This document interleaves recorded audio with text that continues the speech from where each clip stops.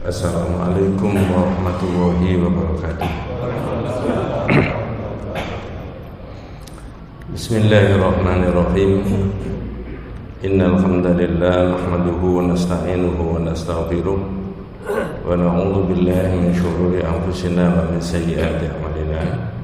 May yahdihillahu fala mudilla lahu wa may yudlil falan tajida lahu waliyyan mursyida. Asyhadu an la ilaha illallah wahdahu la syarika lah wa asyhadu anna Muhammadan abduhu wa rasuluhu la nabiyya ba'dah. Allahumma shalli ala Muhammad wa ala ali Muhammad kama shallaita ala Ibrahim wa ala ali Ibrahim wa barik ala Muhammad wa ala ali Muhammad kama barakta ala Ibrahim wa ala ali Ibrahim fil alamin innaka Hamidum Majid. Amma ba'du. Ma'asyiral muslimin rahimani wa rahimakumullah, usikum wa nasiya bitaqwallahi faqad faza man ittaqa. Ibu-ibu, bapak-bapak, adik-adik para jamaah rahimakumullah. Dakwahnya para nabi itu menurut pendapatnya para ulama, insyaallah tidak ada khilaf, tidak ada perbedaan, bahwa yang utama itu adalah dakwah tauhid. Jadi kalau dirunut mulai dari awal dari Nabi Adam itu sampai Nabi Nuh, itu semuanya orang masih berkonsentrasi menyembah Allah saja. Mereka masih tidak kenal tentang syirik kepada Allah itu apa. Tapi kemudian di era pada zamannya kaum Nabi Nuh itulah timbul ada kesyirikan. Nanti kita ketemu bab itu ya. Kemudian nabi-nabi setelah Nabi Nuh itu diperintah oleh Allah untuk mengembalikan posisi tauhid itu. Terakhir Nabi Muhammad SAW, supaya semua itu bisa mentauhidkan Allah Subhanahu wa ta'ala. Kalau benda, alam, binatang, tumbuh-tumbuhan, segala sesuatu makhluk Allah itu sudah dibuat oleh Allah, secara otomatis mereka mentaati hukum dan ketentuan Allah. Kalau manusia itu tidak secara otomatis mentaati itu. Diperlukan para rasul untuk menjelaskan tentang agama, dan rasul itu dilengkapi dengan kitab-kitab supaya dipakai sebagai landasan hukum untuk pedoman hidup mereka. Nah, kalau kita itu sudah sepakat bahwa dakwahnya para nabi dan para rasul itu adalah dakwah tauhid, maka setiap ucapan, setiap langkah, setiap perbuatan, bahkan setiap rupiah itu harus dihati-hati, jangan sampai itu dipakai untuk apa? Syirik kepada Allah. Apa bisa Pak? Ya bisa. Satu misal, ini ada air setengah botol, ini satu botol ukuran sekian ini. Berapa liter ini? Harganya? Airnya siapa ini? Jangan dijawab airnya takmir ya. Bisa enggak dipakai untuk beribadah ini? Bisa. Orang beli beberapa dos, setiap hari keluar di bawah dikasihkan orang. Mas, panas-panas, monggo. Tapi air segini bisa dipakai untuk syirik? Dibawa kemana? Apa sampean pengalaman? Itu loh, maka yang dituntut oleh Allah itu kalau sudah syahadat, semuanya itu potensinya itu dipakai untuk mentauhidkan Allah. Dalam kitab yang lama itu Pak, ada judul Az-Zabhu li Ghairillah. Kalau diterjemahkan bebas, Az-Zabhu li Ghairillah itu menyembelih binatang diniatkan untuk selain dari Allah. Tapi dalam keterangannya di kitab itu bukan hanya menyembelih binatang maksudnya. Tapi apa? Ya, segala sesuatu yang dimiliki manusia itu harus dipakai untuk Allah. Kemudian ada hadis di situ, Nabi itu yang dawuh, dakhalal jannata rajulun fi dzubabin wa dakhalan nar rajulun fi dzubabin. Ada orang masuk surga karena seekor lalat, ada orang masuk neraka karena seekor lalat. Jangan percaya? Ya harus percaya, wong hadis kok. Ya. Kalau tidak percaya itu kan mengingkari makna dari kalimat syahadat kita sendiri. Kalau ada orang masuk surga karena lalat, ada orang masuk neraka karena lalat, yang masuk surga nggak usah dibahas, sudah jelas orang Islam. Mudah-mudahan seperti kita semuanya ini ahli surga, keluarga semuanya. Karena apa, Pak? Ya ini kan sudah jelas. Kalau jenengan dan saya ini sudah usianya di atas 50, ibarat orang berjalan itu lebih banyak mana antara yang sudah ditempuh dengan yang akan dituju? Lebih banyak yang sudah ditempuh. Sudah berapa tahun? Ibarat orang berjalan sudah lebih dari 50 yang akan dituju. Boleh jadi kurang berapa tahun? Tidak tahu. Jadi ada orang masuk surga karena lalat, ada orang masuk neraka karena lalat. Ya tentu saja para sahabat itu tanya, kaifa dzalika ya Rasulullah? Nabi, gimana kok bisa terjadi ya? Nah, jangan saya tanya, yang masuk surga sudah jelas orang Islam masuk surga, enggak ada orang kafir masuk surga. Dalam iman kita, itu maksudnya. Perkara imannya saudara-saudara kita yang tidak beragama Islam, kita akan dinerakakan, enggak apa-apa, biarin aja. Mungkin keyakinan mereka kok. Nah, kalau yang masuk surga begitu, yang masuk neraka orang apa? Yang masuk neraka orang apa? Versi hadis itu tadi. Kalau sampean jawab orang kafir, apa ada orang kafir masuk neraka karena lalat? Tidak ada. Ya orang kafir itu masuk neraka menurut iman ya karena kafirnya dia. Nah, ini karena lalat ya. Ternyata di dalam syarahnya kitab itu maksudnya adalah orang, mohon maaf, naudzubillah min dzalik, orang yang menggunakan potensi hidupnya yang Allah berikan tapi tidak dipakai untuk tauhid, untuk syirik, walaupun seberat apa? Lalat.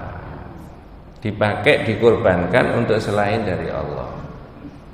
Itu menyalahi inna sholati, terus ya, wa nusuki wa mahyaya. Yang ketiga itu loh apa? Wa mamati lillah. Sesungguhnya sholatku, ibadahku, hidupku. Hidup ini punya apa? Punya rumah, punya kendaraan, punya uang relatif ya, punya tenaga, punya pikiran. Itu kalau dalam konteks iman ya dipakai untuk Allah. Karena itu tadi ayatnya lillahi, dipakai untuk Allah. Lillahi rabbil alamin. Dilanjut la syarika, tidak dipakai untuk apa? Syirik. Nah, begitu loh. Makanya rumah saja itu menurut iman kita nggak boleh tidak dipakai untuk ibadah. Rumah itu harus dipakai bagian daripada apa? Ibadah. Itu sudah dibahas. Oleh karena itu panjenengan dibimbing menurut kitab ini, dan saya cuma membacakan aja, menjawab pertanyaan bagaimana Pak Ustadz caranya menghilangkan syirik. Nah itu ada 3 pedoman. Judulnya Kaifa nafyu syirki billahi, bagaimana cara menghilangkan syirik kepada Allah. Tidak berdele-dele Pak, gampang dipedomani kok. Gampang ada pengertiannya, gampang dipedomani, tinggal nanti dilaksanakan aja. Inna nafya syirki billahi ta'ala la yatimmu illa binafyi thalathati anwa'in minasyirki. Dalam bahasa kita sesungguhnya orang yang mau menghilangkan syirik kepada Allah itu tidak akan sukses kecuali, nah ini berarti kecuali itu pedomannya. Innan nafsya syirki billah, sesungguhnya menghilangkan syirik kepada Allah itu la yatimu. Mudah-mudahan besok cucu kita, anak cicit kita itu kita menangi atau tidak. Ada yang bisa membaca buku bahasa Arab yang tebel-tebel itu loh Pak ya. Bisa dipelajari nggak Pak? Kita berharap anak cucu kita bisa membaca kitab yang begitu-begitu nggak? Atau biasa saja? Ya berdoalah sama Allah, mudah-mudahan bisa. Sesungguhnya menghilangkan syirik kepada Allah itu la yatimu illa binafi thalathati anwa'in minasyirki, kecuali kalau orang menghilangkan 3 macam dari syirik. Jadi kuncinya 3 ini yang harus jenengan dan saya pedoman supaya terbebas dari perbuatan apa? Syirik. 1. Asyirku fi af'ali rabb, syirik dalam perbuatan Allah. Itu hilangkan. Maksudnya apa Pak Ustaz? Allah yang punya kekuatan, kekuasaan satu-satunya ya dalam iman kita. Satu-satunya apa? Mengatur segala sesuatunya ini. Ada siang, ada malam, ada hujan, ada badai, ada panas dan seterusnya. Di dalam diri manusia itu ada sirkulasinya udara, O2, nutrisi macam-macam itu ya. Ya, ada binatang yang mulai dari telur sampai terus bisa terbang. Itu semuanya adalah dalam iman kita itu af'alur rabb. Itu perbuatan Allah, Pak. Manusia nggak bisa. Ini loh di depan saya ini. Air. Kalau ini direbus itu bisa dalam panas tertentu mendidih. Betul Pak ya? Dimasukkan freezer beku. Kira-kira keterangannya Pak Guru, Bu Guru fisika apa itu kepada murid-muridnya, kepada anak didiknya? Kalau air ini dimasukkan di freezer, besok dilihat di kelas ternyata, oh Pak Guru, yang kemarin air kita masukkan di freezer, ternyata sekarang jadi es. Keterangannya Pak Guru? Apa muridnya suruh mikir sendiri? Kalau Pak Gurunya itu, mohon maaf, ini saya tidak mengolok-olok Pak Guru. Mudah-mudahan Pak Guru diberikan hidayah sama Allah. Oh, subhanallah anak-anak, ternyata di dalam air ini ada hukumnya Allah. Gimana Pak Guru maksudnya? Ini air ini buatannya Allah, manusia itu lo nggak bisa membuat ini anak-anak. Coba kemarin kan kita masukkan di freezer, sekarang jadi es batu. Kalau ini hari ini kita rebus, ini jadi mendidih. Itu hukumnya Allah. Berarti di dalam air ini ada hukumnya Allah. Kamu nggak boleh minum air seenaknya, harus minta izin dulu dong sama Allah. Gimana Pak Guru caranya? Baca. Nah, itu kalau Pak Guru fisikanya belajar. Oke. Kalau tidak, Pak Guru, ternyata air yang kita masukkan di freezer kemarin sekarang jadi batu, jadi es batu. Inilah anak-anak pinternya orang sekarang bisa membuat alat yang namanya freezer. Zaman Mojopahit tidak ada begini ini. Kalau Pak Gurunya jawabnya begitu, yang diagung-agungkan apakah Allah, apakah manusianya? Kalau Pak Gurunya nyerengan zaman dulu gimana? Yang mana kira-kira?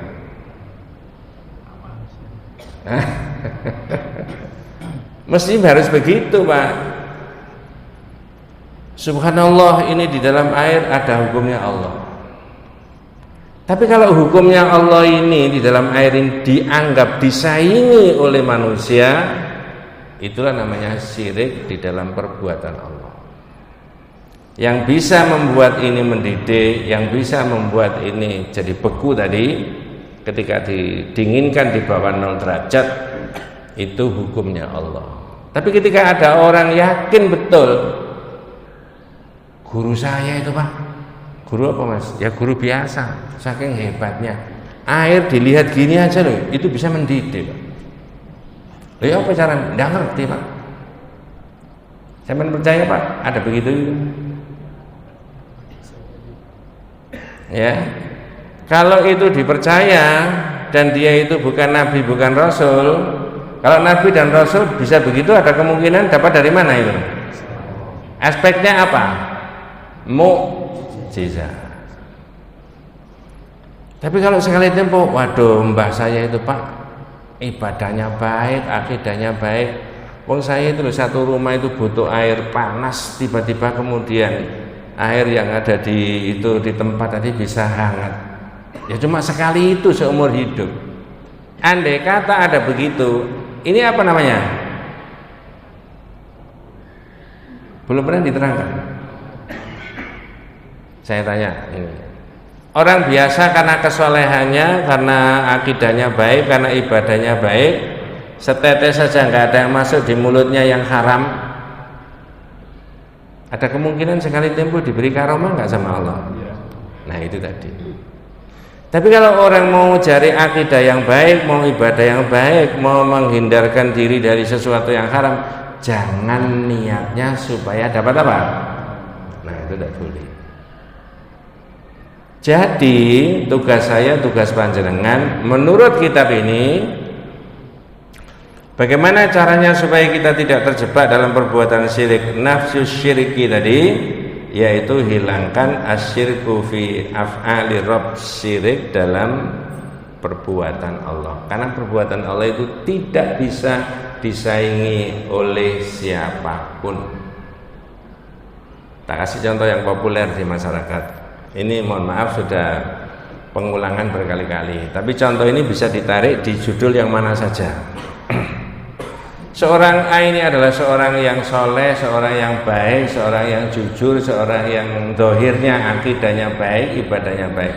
Lalu tiba-tiba difitnah oleh seorang B, macam-macam ya, dikata-katain yang tidak baik, yang tidak enak. Qadarullah, tiba-tiba seorang B ini sakit, serangan jantung. Mudah-mudahan tidak kita alami semuanya. Yang membuat dia kena serangan jantung siapa? Apa bisa seorang A yang difitnah tadi nyerang jantungnya seorang B? Tidak bisa. Loh, tapi temenan nih Pak, ini sakit ini. Kualat, tidak ada kualat. Karena ini adalah seorang hamba Allah yang baik, maka ini dapat perlindungan dari Allah, lalu yang balas itu adalah Allah. Makanya jenengan dan saya itu sebagai orang yang syahadat sama Allah, jaga kebaikan kita. Kalau diusik orang lain, nanti orang lain itu musuhnya siapa? Allah. Itu di masjid-masjid itu, kecuali Masjid Rawdatul Jannah, kadang-kadang anak-anak kita itu berdoa. Menurut saya berdoa, tapi kata masyarakat itu sholawat. Wa asyghili zalimin bidzalimin. Halo? Apa artinya Pak? Wa akhrijna min bainihim salimin. Terus ya. Jangan ini butuh dilatih ya. Wa asyhiril zalimina bidzalimin. Ya Allah, itu loh orang yang zalim itu sibukkan mereka mendolimi temannya sendiri, jangan mendolimi saya. Keluarkan kita semuanya dari kezaliman mereka, sehingga tidak menutup kemungkinan kalau doa itu dikabulkan oleh Allah, maka mereka sibuk mendolimi di antara satu dengan yang lain. Itu persis seperti doanya Nabi Musa. Nabi Musa dikejar-kejar Fir'aun, lari Pak, takut. Fakharaja minha khaifan, maka Musa keluar dari kota itu karena dikejar Fir'aun dalam keadaan apa? Takut.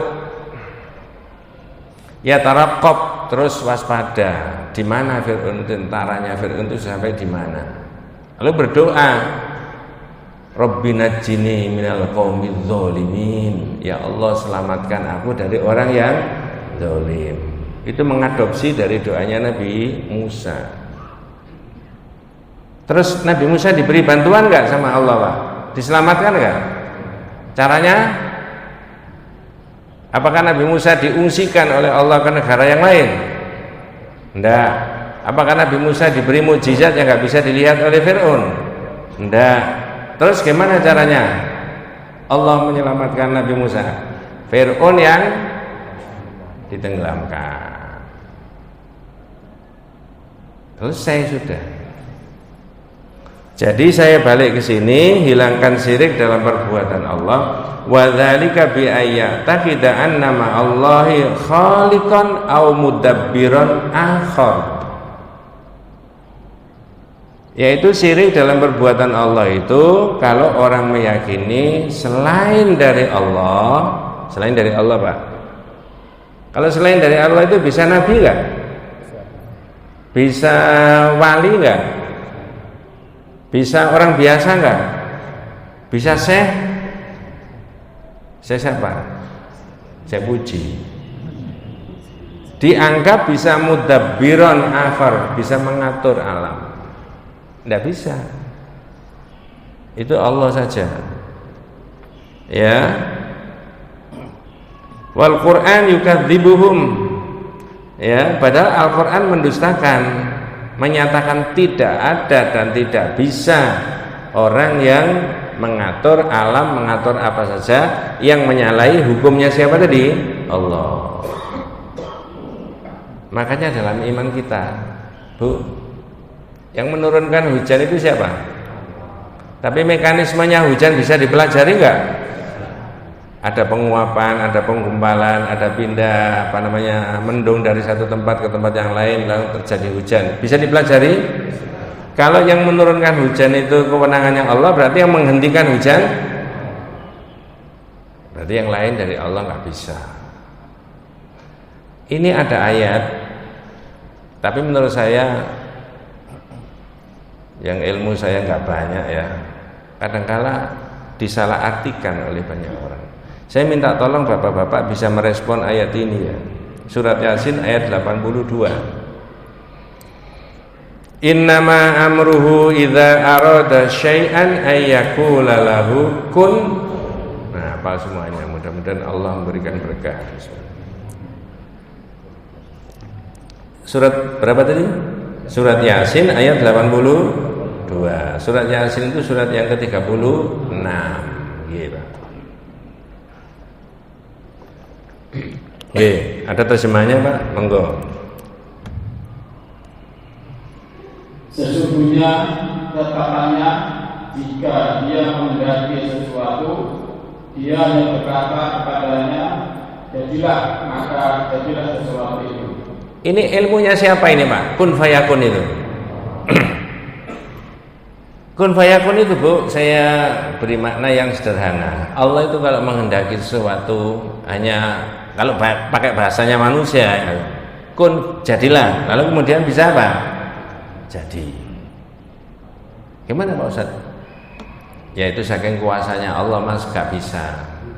Tak kasih contoh ya, di dunia saja ada banyak kejadian-kejadian anak yang semula itu di bawah standar sepertinya secara ekonomi, tiba-tiba nanti bisa mencuat menjadi konglomerat. Bisa nggak begitu Pak?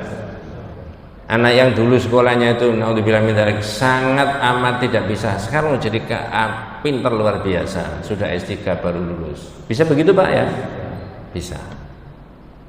Jadi kalau Allah sudah menghendaki itu, menurut surat itu tadi, ayat itu cukup Allah mengatakan jadilah sesuatu, lalu apa? Jadi. Beberapa detik saya boleh cerita Pak? Boleh ya? Tadi malam sudah saya ceritakan. Tapi nggak banyak yang datang di situ, lebih banyak.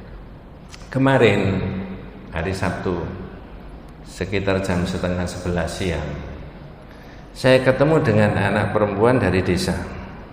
Desa sama sekali desa luar biasa. Bapaknya dan ibunya setiap hari ke sawah angon sapi. Saya tanya, kamu kok bisa kuliah di Surabaya? Saya memang kepingin Pak, tradisi di desa saya nggak ada anak kuliah. Nah terus saya daftar, lulus waktu itu. Ujiannya di UIN, tapi saya kuliahnya di UNESA. Tapi karena nggak ada biaya, saya mengajukan bidik misi. Nanti bidik misi Pak ya? Program pemberian beasiswa oleh pemerintah, zaman menterinya itu Pak Nuh kalau tidak salah, itu ada istilah bidik misi itu. Bidik misi itu pertimbangannya dua.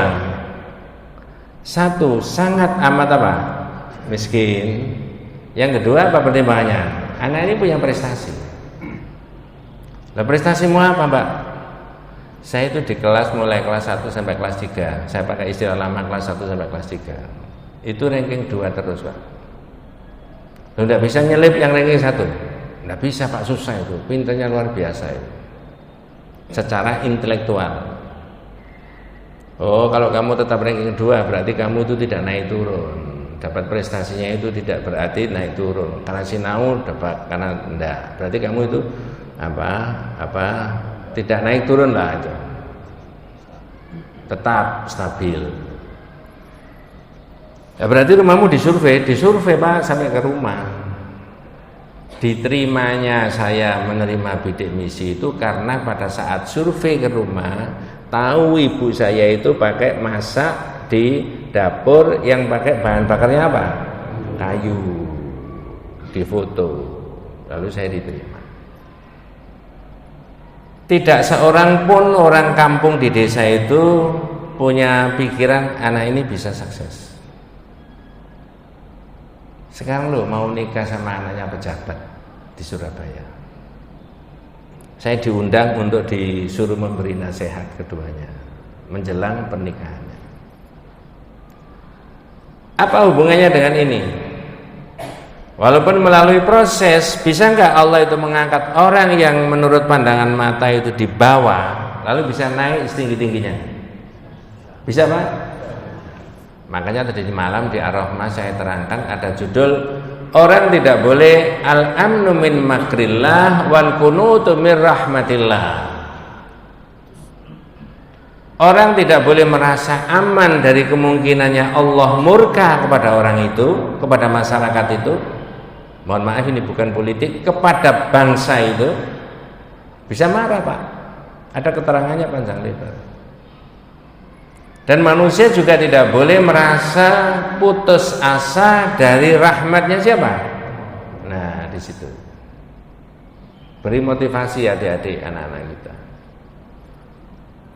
Ilmu kun fayakunnya itu tadi, surat apa tadi Pak? Ayat? Ya, berarti belum ngantuk. Saya tanya maksudnya di situ tadi ya. Kalau siap, waduh, enggak tahu tadi Pak Ustaz, berarti enggak mendengarkan. Itu kun fayakun tadi miliknya Allah. Saya tanya, itu miliknya Allah oleh Allah, apakah kemudian kun fayakun jadilah kemudian jadi itu sekali tempo bisa ditunjukkan oleh Allah lewat manusianya? Bisa apa tidak? Saya ulangi, ilmunya kun fayakun tadi sekali tempo oleh Allah ditunjukkan kekuasaannya Allah tadi jadilah kemudian jadi. Apakah sekali tempo bisa ditunjukkan lewat manusianya, hambanya Allah dalam bentuk tadi kan sudah saya omongkan mukjizat. Kalau mukjizat porsinya siapa? Nabi. Kalau hambanya Allah yang soleh soleha porsinya siapa? Manusia. Dalam bentuk apa? Karomah. Makanya supaya tidak keliru di kitab-kitab tauhid itu tentang karomah, selalu yang diberi contoh adalah karomahnya Maryam. Mengapa? Dalilnya ada. Ayo ibu-ibu tak tanya, karomahnya Maryam. Maryam itu siapa sih maksudnya? Emaknya Nabi Isa. Saya pakai istilah emak aja supaya lebih populer. Emaknya Nabi dalam bentuk apa Bu karomahnya Bu? Ada makanan enggak? Lah iya, di kanan kirinya ada makanan enggak? Ada yang ngantarkan situ? Ada yang masak sebelumnya? Kalau zahir hukumnya Allah di dunia, ada makanan itu dimulai dari mana? Dimulai dari mana? Loh, enggak masak dulu, belanja dulu di Wijo. Betul ya? Belanja dulu di Wijo, lalu diapakan? Masak, sudah mateng, terus diapakan? diantarkan ke situ. Tetapi tiba-tiba ada makanan, Maryam ditanya, "Anna laki hadza ya Maryam, ini dari mana?" Jawabannya, qalat hiya min indillah. Dari Allah Mas, tidak tahu saya.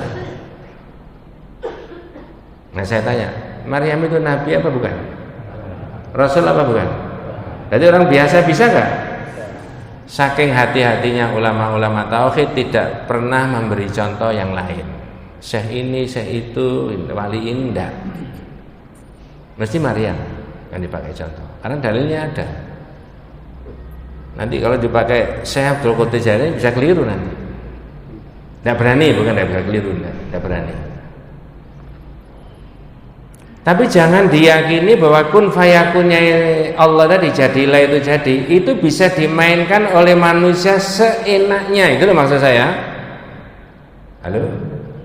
Nanti maksudnya Pak?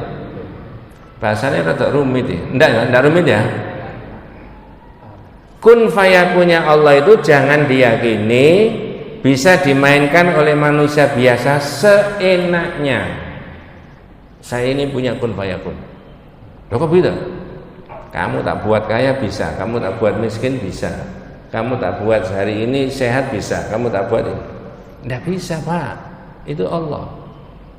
Itu kalau diyakini ada makhluk yang bisa begitu, berarti dianggap makhluk ini menyaingi siapa? Itulah syirik itu. Dan tidak boleh orang begitu itu. Ya, terhadap syirik di dalam perbuatannya Allah. Asyirku fi af'ali Rabb. Makanya tadi jenengan tak aturi contoh, ini orang baik, orang soleh, difitnah seorang B, lalu ini dapat musibah dan bencana. Bukan dari sini. Ini nggak bisa. Kalau kemungkinan ini bisa adalah bisanya cuma berdoa kepada Allah, lalu ini dibalas oleh siapa? Allah. Gitu. Wes, saya sudah pernah cerita tapi saya ulangi, mungkin 6 bulan yang lalu saya ulangi lagi. Bu, Pak, pengalaman saya. Orang itu kalau punya benteng tauhid, menghadapi berbagai yang berlawanan dengan itu, menepisnya gampang karena punya filter, punya saringan. Saya beri contoh, nanti masuk ke sini, tapi ini contoh yang pertama, belum masuk ke sini. Dulu ada anak kecil main-main di sawah menjelang hujan, mau hujan, tiba-tiba anak kecil tadi menemukan batu kecil sekian. Berarti sampai konsentrasinya begitu toh gitu. Wong saya belum selesai sudah ngerti kok. Lalu batu tadi dibawa pulang. Lalu banyak orang kemudian kesengsem batu itu dicemplung di air, lalu airnya jadi rebutan. Betul nggak Pak ya? Viral nggak saat itu? Yang kasihan siapa itu? Saya waktu itu sudah dalam pikiran saya, ini jelas penipuan, ini jelas nggak bener itu, nggak ada. Barokah itu ada, tapi tidak model begitu. Kok bisa diyakini begitu? Kasihan masyarakat kita itu. Sekarang 2023, kalau itu betul-betul benar-benar berpengaruh, kira-kira dilestarikan nggak kira-kira Pak? Dijaga nggak oleh dinas atau dinas kesehatan kira-kira begitu? Batunya selesai, batu biasa. Menurut saya yang kasihan itu ya masyarakat itu, betapa dhaifnya itu loh. Kok bisa begitu? 1, 2, ini yang kaitannya dengan ini. Dulu Bu, ada orang yang umurnya besar, gagah, duduk di kursi yang besar, pakai kopiah hitam, pakai jubah. Orang itu diyakini bisa apa? Masih ingat nggak? Viral nggak beritanya Pak? Banyak orang yang percaya Pak? Yang kasihan itu siapa? Ya orang yang percaya itu. Kalau saya dan panjenengan punya filter tauhid, sudah gampang menepisnya. Bohong, tidak bisa. Ilmunya Allah tidak begitu. Yang diberikan manusia pun tidak begitu. Saya herannya, mohon maaf, ada salah satu pendukungnya saat itu diskusi di televisi, judulnya ILC. Ngerti maksud saya Pak ya? Lalu seseorang yang bergelar S3 itu mengatakan dan meyakini bahwa seorang A yang bisa menggandakan itu adalah punya ilmu kun. Tidak bisa, itu miliknya Allah. Tapi saya memahami walaupun dia strata pendidikannya itu S3, mohon maaf dengan segala hormat, karena tidak dibekali dengan keyakinan yang betul, maka menyimpang ke sana. Dari mana dia? Dan itu kalau pendapatnya dia benar, tentu saja sampai sekarang lestari. Justru yang lestari adalah tauhidnya ini untuk menepis itu semuanya. Batu tadi sudah hilang, seorang bapak yang dianggap bisa menggandakan uang itu sudah hilang. Hilang dalam arti nggak ada beritanya sama sekali. Yang lestari akidah tauhidnya. Disitulah saya seyakin-yakinnya bahwa akidah tauhid itu bisa dipakai untuk memfilter kalau orang itu menghadapi berbagai macam hal. Saya tanya, masih ada waktu? Berapa menit lagi? Atau terserah saya? 20 menit. Dua dari mana? Dua dari yang pertama tadi adalah nafyu asyirki billah, asyirku fi af'ali rabb. Hilangkan dan jauhkan diri kita dari syirik dalam perbuatan Allah, karena perbuatan Allah itu tidak bisa disaingi oleh siapapun atau tidak bisa disaingi oleh apapun. Betul Pak ya? Ya, tadi yang sudah saya sebutkan. Dua, hilangkan asyirku fil ibadati wa du'a wa huwa ayya'budu wa yad'u ma'allahi ghairuhu minal anbiya wassalihin kal istighatsati bihim wa du'aihim inda syada'idi warraha. Yang kedua, hilangkan dari diri kita apa? Memohon, meminta, berdoa, mengharap kepada selain dari siapa? Allah. Maka dalam ini sudah sering kali, maka dalam konsep tauhid kita sebenarnya yang bisa memenuhi dan menjawab doa kita itu bukanlah nabi, bukanlah wali, bukanlah syekh, bukanlah siapa-siapa, tapi siapa? Allah. Saya tidak menerangkan itu panjang lebar, tapi saya tanya saja panjenengan. Mohon maaf Bu, Pak ya. Kalau orang meyakini hari gini itu nabi masih bisa dimintai pertolongan, wali itu masih bisa dimintai pertolongan, mohon maaf, orang yang sudah meninggal itu masih bisa dimintai pertolongan. Saya tanya ini, menyalahi apa? Ayat apa? Kalau hadis yang mana? Paling gampang jangan jawab ayat yang mana. Coba, satu. Sudah sering kali Pak. Iyaka na'budu wa iyaka. Apa bahasa Indonesianya iyaka na'budu wa iyaka nasta'in? Hanya kepadamu kami menyembah dan hanya kepadamu kami minta. Kalau sudah hanya kepada Allah itu ada enggak zat lain, kekuatan lain yang bisa menyaingi dan menandingi Allah?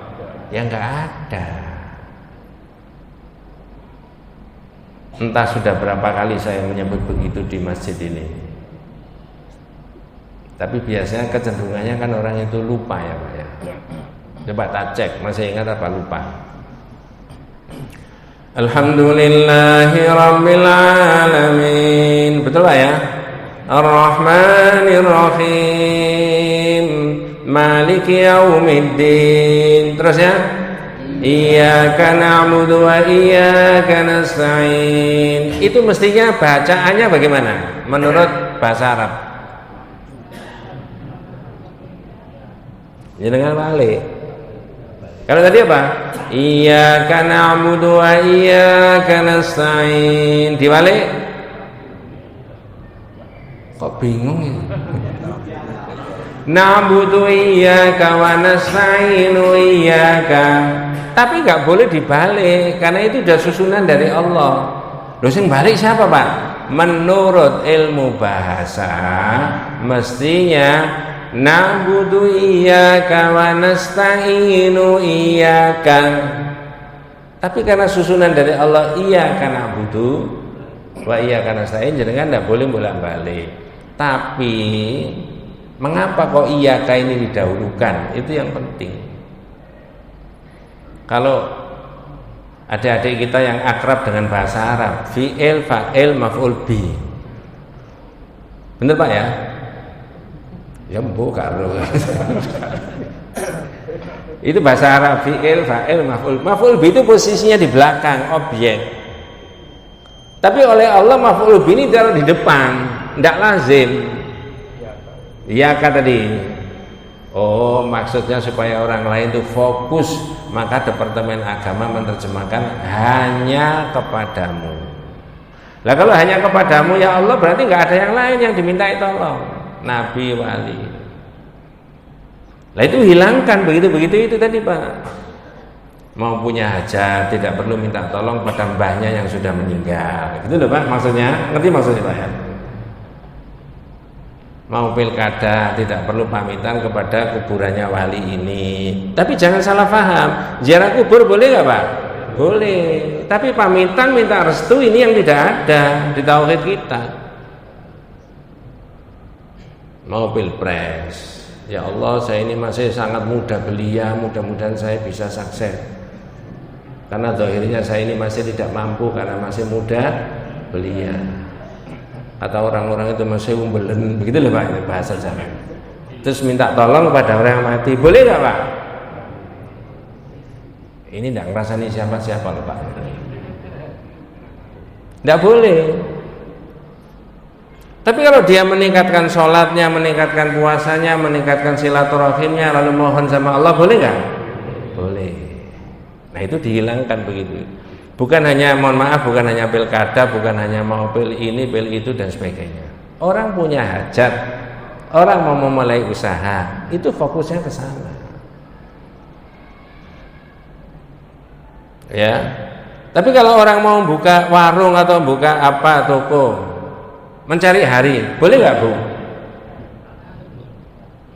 Nah kalau tidak mencari hari apa?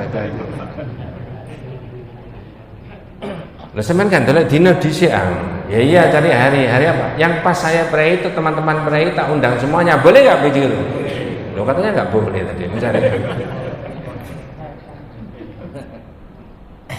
Boleh Pak. Menurut saya yang tatoyur itu adalah meyakini istri saya itu Rebu Pon, saya Jumat Pahing, maka kata orang-orang buka warungnya harus ini harinya Rebu Pon juga, karena itu kuat bangunannya maksudnya konstruksi. Itu hilangkan kata kitab tauhid itu. Kalau orang bisa menghilangkan syirik dalam perbuatan Allah, sudah selamat tadi di awal tadi.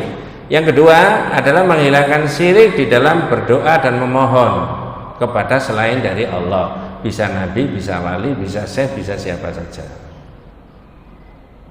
Tapi kalau minta tolong kepada orang sesama saudara, sesama teman, sesama sahabat yang masih hidup dan orang itu punya kemampuan, boleh apa tidak?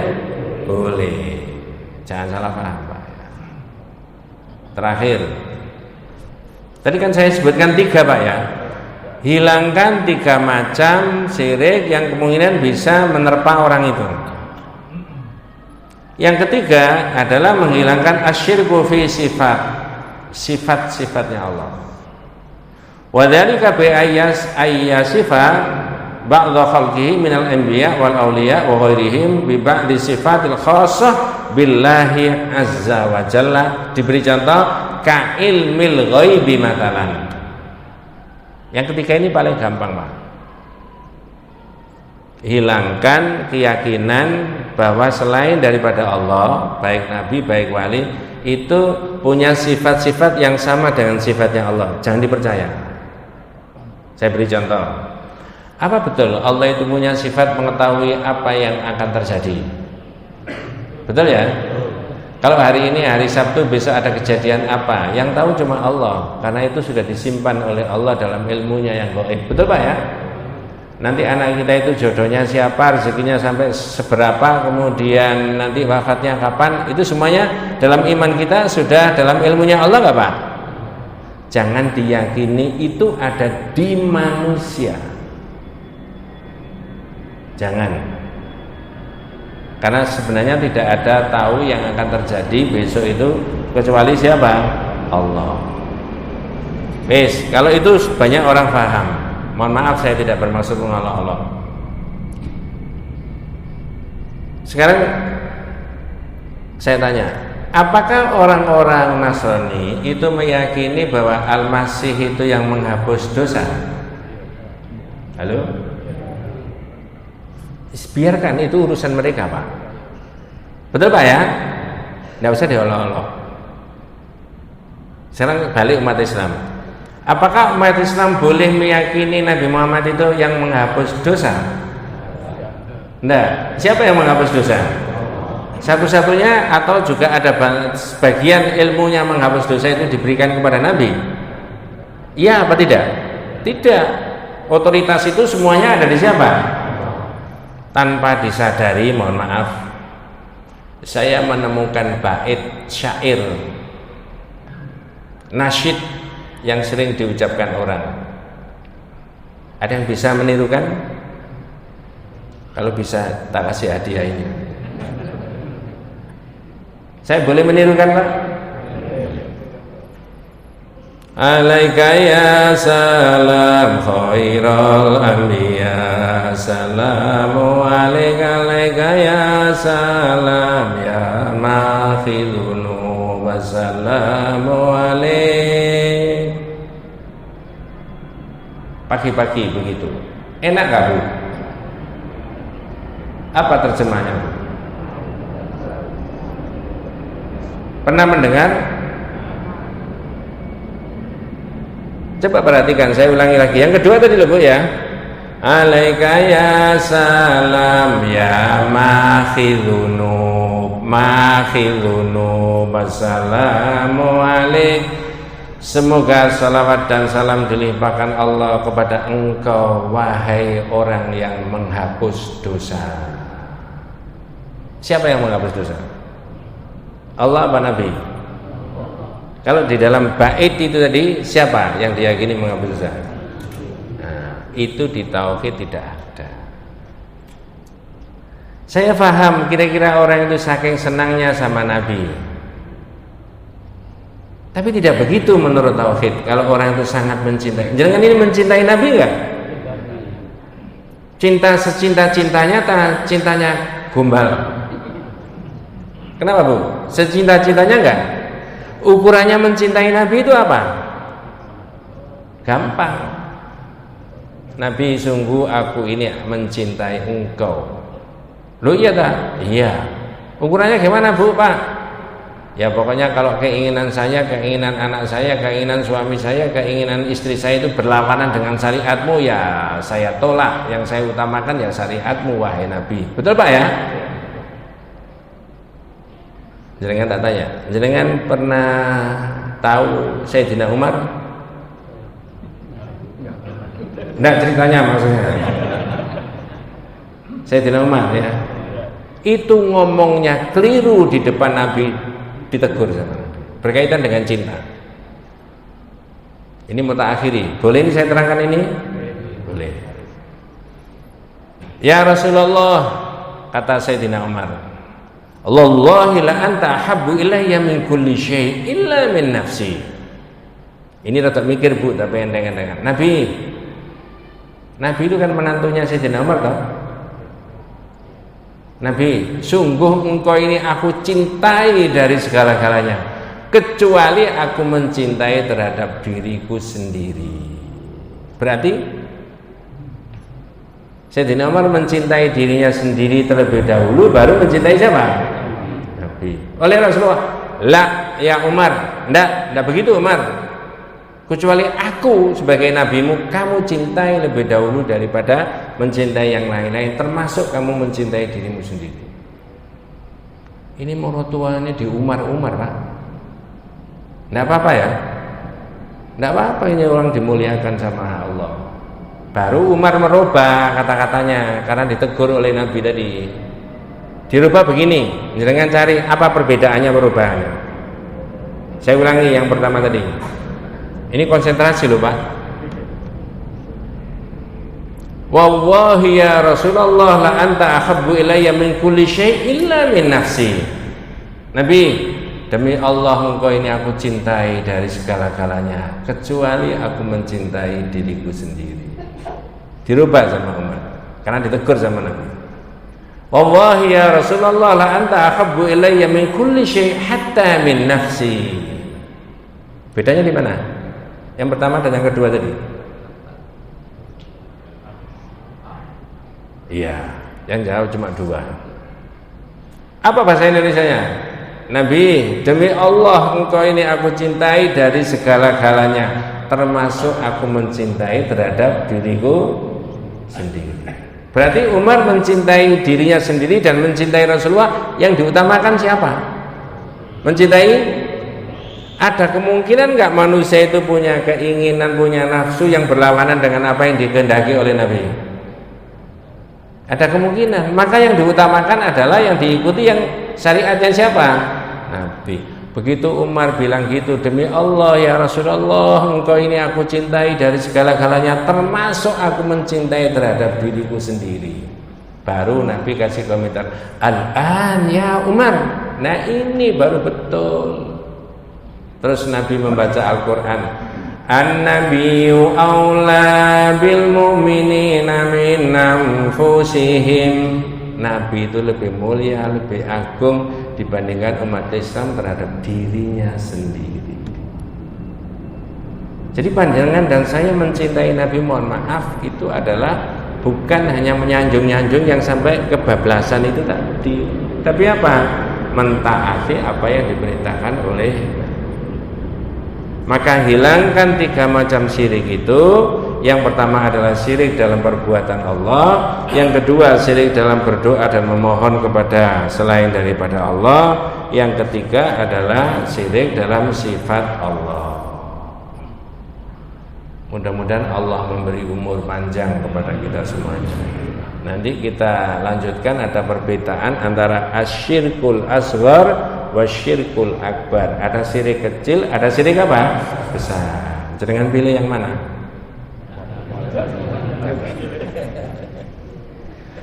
Mudah-mudahan Allah memberikan rahmatnya, memberikan hidayah, memberikan barokah kepada kita semuanya. Jika ada sahabat kita, orang tua kita, tetangga kita yang sudah wafat, yang muslim-muslimah, mudah-mudahan diampuni segala dosanya oleh Allah SWT, dimasukkan dalam golongan orang yang soleh dan solihah, besok di akhirat memperoleh syafaatnya Rasulullah SAW.